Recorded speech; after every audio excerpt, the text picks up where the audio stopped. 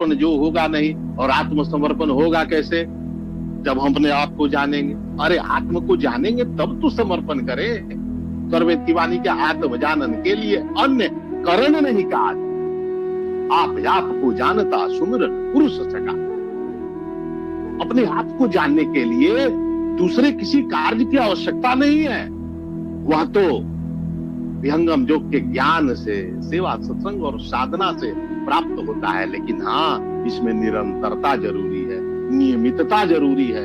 क्यों कोई 21 वर्षों से लगा है, कोई 40 वर्षों से लगा है, कोई 50 वर्षों से लगा है? क्यों?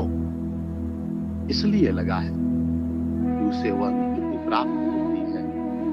वह जानना चाहता है मैं कौन हूं, वह समझना चाहता है कि सदगुरु भवतारण बने तो कैसे तरो चरण रज से।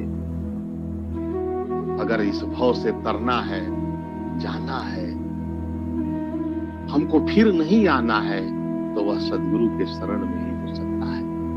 और ऐसी स्थिति भी नहीं है कि सदगुरु के शरण में, ब्रह्म विद्या में जाने के बाद, अध्यात्म में जाने के बाद संसार के सारे कार्य बंद हो जाते हैं। संसार के सारे कार्य तो चलते ही रहते हैं। सदगुरु ने कहा कि गृहस्थ संत बनो, गृहस्थ संत हम तुम्हें बनाएंगे, केवल मेरे आदेश का पालन करो, मेरे आज्ञा सिद्धांत में चलो।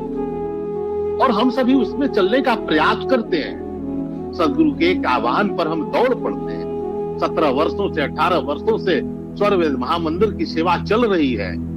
2 वर्षों का समय दिया गया है गोल को, लक्ष्य को, और यह मंच तो अग्रगणी भूमिका निभा रहा है। मंगलवार को छोड़कर दूसरे दिन जिस दिन सत्संग होता है, उस दिन तो इसका एक संकल्प सत्र चलता है। और संकल्प सत्र एक महान सत्र है। एक महान भूमिका का निर्वहन यह मंच करता है, और करना चाहिए भी। एक समर्पित शिष्य का, एक समर्पित मंच का संस्थान के प्रति, सदगुरु के प्रति जो निष्ठा है, वह अध्यात्म का बहुत बड़ा संबल है। क्योंकि हम वही कर सकते हैं, उसके अलावा कुछ कर नहीं सकते हैं। सत्संग में हम नियमित शामिल होते हैं, सेवा करने की प्रेरणा प्राप्त होती है। और जब सेवा का अवसर सदगुरु देता है तो छप्पड़ फाड़ करके देता है। और जब देता है तो उस अवसर का जिसने लाभ उठा लिया वही महान कहला गया, वही तारण करने योग्य बन गया, वही सदगुरु की पात्रता पर खरा उतर गया। क्योंकि अध्यात्म का जो ज्ञान है बंधुओं, इसका क्षेत्र बहुत व्यापक है, बहुत व्यापक है। क्यों व्यापक है? क्योंकि सदगुरु के ज्ञान प्रकाश में हम सबका न केवल व्यक्तिगत जीवन, बल्कि सामाजिक जीवन भी, व्यवहारिक जीवन भी, दूसरे शब्दों में कहे तो राष्ट्रीय जीवन के साथ साथ वैश्विक जीवन भी, सबकी चिंतन की दृष्टि बदल जाती है। हम लोग जब नए जगह पर प्रचार करने के लिए जाते हैं तो कहते हैं 90 दिन के अंदर आपकी रहनी गहनी सब बदल जाएगी, और हो जाता है, होता ही है ऐसा। उसी तरह अध्यात्म के क्षेत्र की व्यापकता में जब सदगुरु हमें ले जाते हैं, अध्यात्म के अंदर जब ले जाते हैं, तो सारी चिंतन दृष्टि हम सबकी बदलने लगती है। अभी मन की चर्चा भजन में हो रही थी, मन न रंगाए रंगाए जोगी कपड़ा। क्या है स्थिति? मन तो वही करता है, मन ही मन को मानता, मन की अद्भुत रीत, मन झूमे मन बावरा, मन ही मन का मीत, मन के हारे हार है, मन के जीते जीत। और उसी मन पर नियंत्रण करने का सदगुरु ने वह लगाम दिया है, और हम सब उसका पालन कर रहे हैं। कोई कम, कोई बेसी, लेकिन सब कोई कर रहा है। बहुत कम ऐसा सुनने में आता है, बहुत कम देखने में ऐसा आता है। एक बार जब विहंगम डोरी जिसने पकड़ लिया, वह छोड़ने का नाम भी लेता है तो सदगुरु से पकड़ ले। हमारी और आपकी सीमा नहीं है जो हम सदगुरु को पकड़ ले। सदगुरु हमको पकड़ लिया है, क्योंकि सदगुरु ने दया करे सब जीव पर, नीच ऊंच नहीं जात, देखे अंतर्यात्मा। वह तो हमारे शरीर के अंदर बैठे हुए जो अदृश्य शक्ति है जीव, उसको देख करके पकड़ता है। हमारा कार्य क्या है? हमारा कार्य है कि हम शुद्ध भाव के साथ भूमि पर स्थित होकर सारे कार्य को करने का हम संकल्प लें। इसका सबसे जीता जागता प्रमाण है, एक बार अमृतवाणी में स्वामी जी ने स्पष्ट रूप से कहा था, जो मुझे स्मरण आ रहा है, मैं उसे कोट करना चाह रहा हूं। स्वामी जी ने कहा, अध्यात्म केवल परमात्मा प्राप्ति का विज्ञान नहीं है। अध्यात्म केवल परमात्मा प्राप्ति का विज्ञान नहीं है, बल्कि मानव निर्वाण की भी कुंजी इसके पास है। विवेचन करते हुए सदगुरु ने बताया, एक मानव तो मानवीय गुणों से मंडित होना भी अध्यात्म है, क्योंकि यह एक विज्ञान है। जब सदगुरु के ज्ञान प्रकाश में उस व्यक्ति के अंदर, उस जीव के अंदर आत्मिक शक्तियों का प्रादुर्भाव होने लगता है, तो उसके मन, बुद्धि आदि सभी पवित्र होने लगते हैं। देखा गया है, सबको यह अनुभव होता होगा। और उसकी आत्मा भी बलवती होने लगती है, आत्मबल मजबूत हो जाता है, नैतिक स्तर ऊंचा उठ जाता है। क्योंकि आजकल नैतिकता का हरा, भौतिकता का विकास है तो नैतिकता का ह्रास है। उसकी आत्मिक शक्तियों के जागरण से जीवन के कठिन से कठिन कार्य भी सहजता से शीघ्रता पूर्वक संपन्न होता है। देखा भी गया है। उदाहरण के तौर पर आप ले भी सकते हैं इसे। एक संसारिक व्यक्ति जो अध्यात्म से जुड़ा नहीं है, जो ब्रह्म विद्या से जुड़ा नहीं है, उसके प्रारब्ध भोग बहुत कष्ट से कटते हैं।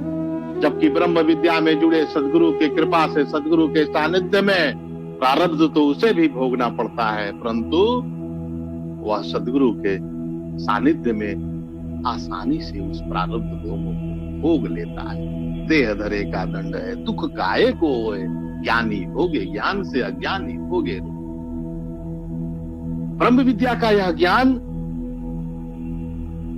हमें उससे भी दूर थोड़ा करने का प्रयास करता है। दूर करने का प्रयास ज्ञान के आधार पर। जबरदस्ती डंडा नहीं चलाया जाता है कि नहीं आप सांसारिक सुख को, प्रेमानंद जो क्षणिक है उसे एकदम छोड़ दे, घर द्वार छोड़ दे, ऐसा नहीं कहा जाता। क्या कहा जाता? कहा कि दुख और शांति का जो कारण है प्रेमानंद, उसे श्रेयानंद में बदलिए, जो सुख शांति का शाश्वत मूल्य है। और वह प्राप्त तब होता है जब सदगुरु पर प्रकाश में, सदगुरु के सानिध्य को हम प्राप्त करते हैं सेवा, सत्संग और साधना से। स्वर वेद की वाणी क्या कहती है? सुख का सागर पास है, सुख का सागर पास है, हे मति मंद गंवार, खोजो सदगुरु शरण में मिले कुलत द्वार। सदगुरु शरण के अलावा उस सुख को कोई नहीं दे सकता है, क्योंकि सदगुरु का आगमन ही एक बहुत बड़ी घटना है। सदगुरु का आगमन जिस जीव के जीवन में हो गया, वह सदगुरु कृपा का अधिकारी हो ही जाता है। सदगुरु का मिलना, उसकी अज्ञानता को हटाना, यह सदगुरु की कृपा है। और वह होता कैसे है? सत्संग उसका एक बहुत बड़ा माध्यम है। संत प्रवर बराबर कहा करते हैं, सत्संग का अभाव, सत्संग का अभाव आपके दुखों को बढ़ाने वाला है। सत्संग में अरुचि आपको दुखों को बढ़ाने वाला है। क्योंकि हम उस सत्संग से अलग नहीं हो सकते, क्योंकि संसार के जितने भी कार्य हैं, माया, मोह, विडंबना, यह सारी चीजों से हम ओत-प्रोत हैं।